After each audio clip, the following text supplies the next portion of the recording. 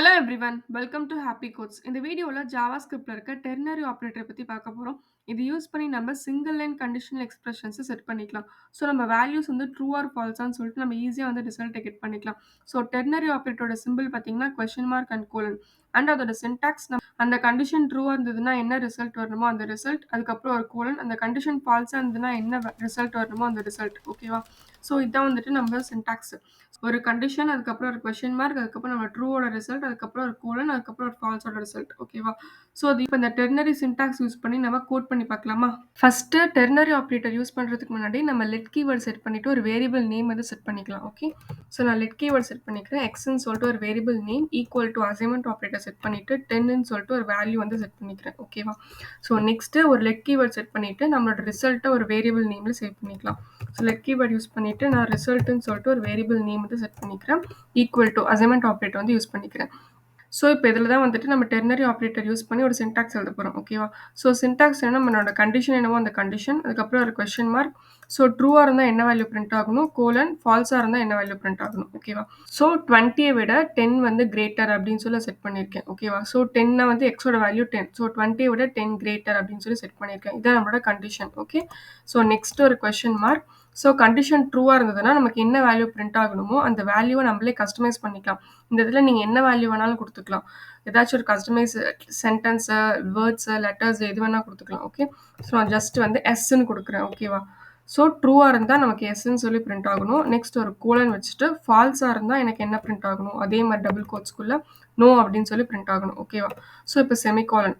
இப்போ இந்த ரிசல்ட்டை நம்ம பிரிண்ட் பண்ணி பார்க்கலாம். ஸோ டாக்குமெண்ட் டாட் ரைட் எழுதிக்கிறேன். டாக்குமெண்ட் டாட் ரைட் யூஸ் பண்ணி நம்மளோட ரிசல்ட்டை நான் பிரிண்ட் பண்ணிக்கிறேன். ஓகேவா?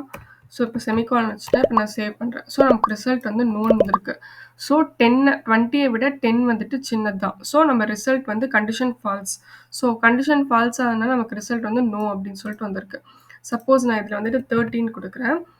20 விட 30 வந்து கிரேட்டர் தென் அப்படின்னு சொல்லி அர்த்தம். ஸோ அது வந்து ட்ரூ தான். ஸோ நமக்கு வேல்யூ வந்துட்டு எஸ் அப்படின்னு சொல்லிட்டு பிரிண்ட் ஆயிருக்கு. ஓகேவா? ஸோ இந்த ரிசல்ட்டை வந்துட்டு நம்ம டேரெக்டாக வந்துட்டு டாக்குமெண்ட் டாட் ரைட்லேயே வந்து இந்த சின்டாக்ஸ் யூஸ் பண்ணி நம்ம பிரிண்ட் பண்ணிக்கலாம்.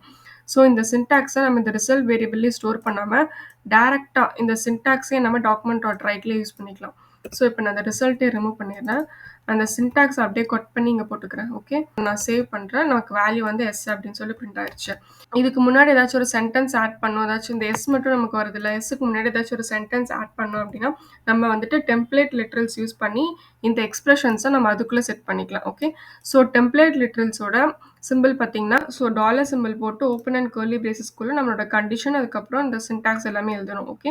ஸோ அது ரெண்டுத்தையும் க்ளோஸ் பண்ணுற மாதிரி நம்ம வந்துட்டு இந்த இடத்துல நம்ம இந்த ட்ரிக் சிம்பிளை யூஸ் பண்ணணும். ஸோ நீங்கள் 1க்கு லெஃப்ட் சைடில் பார்த்தீங்கன்னா இந்த சிம்பிள் வந்துட்டு இருக்கும். ஓகேவா?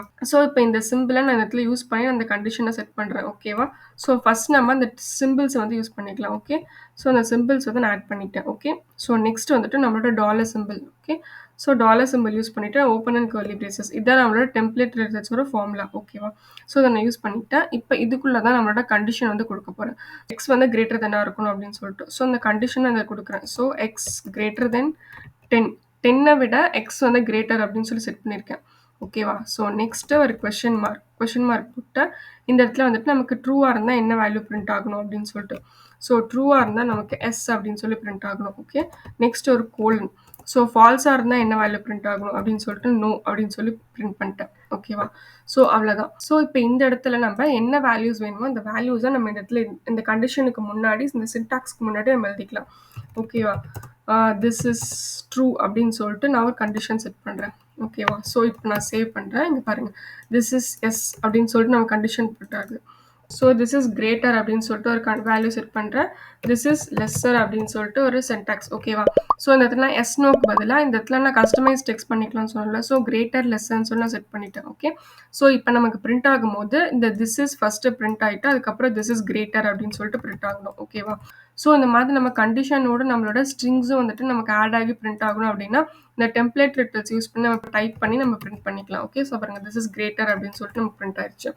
அட் லாஸ்ட் இந்த ஓப்பன் முடியுதுல்ல, திஸ் இஸ் கிரேட்டர் தென் 10 அப்படின்னு சொல்லிட்டு இந்த 10 கொடுத்துட்றேன். ஓகே. ஸோ பாருங்க, திஸ் இஸ் கிரேட்டர் தென் 10 அப்படின்னு சொல்லிட்டு அது எண்ட் ஆஃப் தி இதுலேயும் நம்ம எடுத்துக்கலாம். ஸோ இதை நான் வந்துட்டு வேல்யூ வந்துட்டு 5ன்னு கொடுக்குறேன். ஸோ இப்போ அந்த ட்ரூ வந்து ஃபால்ஸு. ஓகே. இப்ப பாருங்க, this is lesser then 10. So 10 விட அது லெஸ்ஸர் தென் அப்படின்னு சொல்லிட்டு நம்ம பிரிண்ட் ஆயிருச்சு. ஓகேவா? ஸோ இந்த மாதிரி நம்ம ஸ்ட்ரிங்ஸ் கூட கண்டிஷன்ஸும் ஆட் பண்ணி நம்ம பிரிண்ட் பண்றதுக்கு இந்த டெம்ப்ளேட் ரிட்டல் சிம்பிள் யூஸ் பண்ணி நம்ம பிரிண்ட் பண்ணிக்கலாம். ஓகேவா? ஸோ நமக்கு என்ன கண்டிஷன் வேணுமோ அந்த கண்டிஷன ஃபர்ஸ்ட்டு குடுத்துறணும். அந்த கண்டிஷன் குடுக்கறதுக்காக நம்ம இந்த பிரேசஸ் யூஸ் பண்றோம். இது எல்லாமே குடுக்கலாம். ஸோ நெக்ஸ்ட் ஒரு கொஸ்டின் மார்க் ட்ரூவா இருந்தா நமக்கு என்ன வேல்யூ பிரிண்ட் ஆகணும்? ஸோ கஸ்டமைஸ்ட்னா நம்ம டபுள் கோட்ஸ்குள்ள குடுக்கணும். ஸோ ஃபால்ஸா இருந்தா நமக்கு என்ன வேல்யூ பிரிண்ட் ஆகணும்னு சொல்லிட்டு கோலனுக்கு அடுத்து நம்ம குடுக்குறோம். ஓகேவா? ஸோ ஸ்ட்ரிங்ஸ் பிளஸ் கண்டிஷனோட நமக்கு பிரிண்ட் ஆகணும் அப்படின்னா, அந்த டெம்ப்ளேட் ரிட்டல்ஸ்குள்ள குடுத்தோம்னா நமக்கு பிரிண்ட் ஆயிரும். ஓகேவா? இதான் வந்துட்டு டெர்னரி ஆப்பரேட்டர் இன் ஜாவாஸ்கிரிப்ட். ஓகேவா? ஸோ நெக்ஸ்ட் வீடியோல ஸ்ட்ரிங் ஆப்பரேட்டர் பத்தி பார்க்கலாம். தேங்க்ஸ் ஃபார் வாட்சிங். Happy coding.